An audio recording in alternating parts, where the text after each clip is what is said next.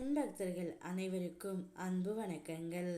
என் அன்பு குழந்தையே, உன்னை தேடி உன் துணை வந்து ஒரு பதட்டமான விஷயத்தை கூறப்போகின்றார்.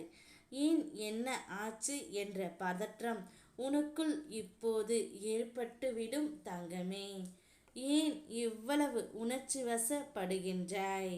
உன் கண்களில் இருந்து கண்ணீர் ஆறாக பெருக்கெடுத்து ஓடுகின்றது. என் மேல் இவ்வளவு அன்பா? என் ஆலயம் வருகின்றாய், தீபம் ஏற்றுகின்றாய், பிரார்த்தனைகளை கூறக்கூட உன்னால் முடியவில்லை. என் அழகை கண்டு என்னை உச்சி முதல் பாதம் வரை உன் கண்களால் ஆராதனை செய்து உன் கண்ணீரை எனக்கு காணிக்கையாக தருகின்றாய். உன் உள்ளம் அறிந்தவன் நான். உன் வாழ்வுக்கு தேவையானவைகளை தேவையான நேரத்தில் நான் தருகின்றேன் தங்கமே.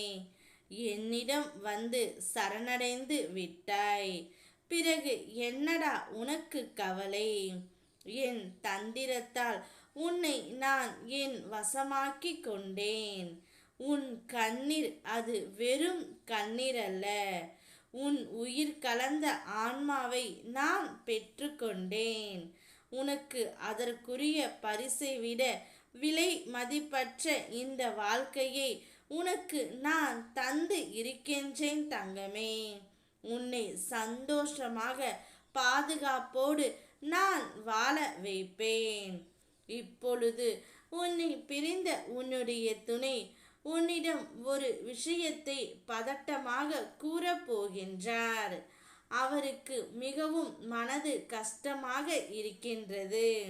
உன்னை விட்டு பிரிந்து சென்ற பிறகு என்னுடைய வாழ்க்கையே வெறும் நரகம் போல் இருக்கின்றது. எப்போது உன்னிடம் வருவேன் என்று நான் ஒவ்வொரு நாளும் ஏங்கிக் கொண்டு இருந்தேன். அந்த ஏக்கத்தால் எனக்கு நடுக்கம் வந்துவிட்டது தங்கமே. இனி வாழ்ந்தால் உன்னோடு தான் வாழ்வேன் என்று கூறி உன்னிடம் ஓடி வந்து பதட்டமாக சொல்ல போகின்றார் தங்கமே. இப்போது அவரின் நிலையை கண்டு எனக்கே மிகவும் கஷ்டமாகத்தான் இருக்கின்றது. அப்படி ஒரு சூழ்நிலை அவருக்கு இப்போது ஏற்பட்டு விட்டது தங்கமே. இந்த உலகத்தில் தவறுகள் செய்யாத மனிதர்கள் இல்லை. ஒரு தவறு செய்துவிட்டால் அதை மனம் திரிந்து மன்னிப்பு என்ற வார்த்தையை மனதார கேட்டுவிட்டால் அதை நாம் ஏற்றுக்கொள்ளத்தான் வேண்டும். உன் துணையும் இந்த நிலையில்தான் உன்னை தேடி வந்திருக்கின்றார்.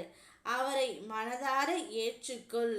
இனி இவ்வாறெல்லாம் செய்யக்கூடாது என்ற அறிவுரையை அவருக்கு கூறி எடுத்துரைத்து அவருடன் வாழ்க்கையை வாழத் தொடங்கு தங்கமே. உனக்கு துணையாக எப்போதும் நான் இருப்பேன். ஓம் முருகா, வெற்றிவேல் முருகா.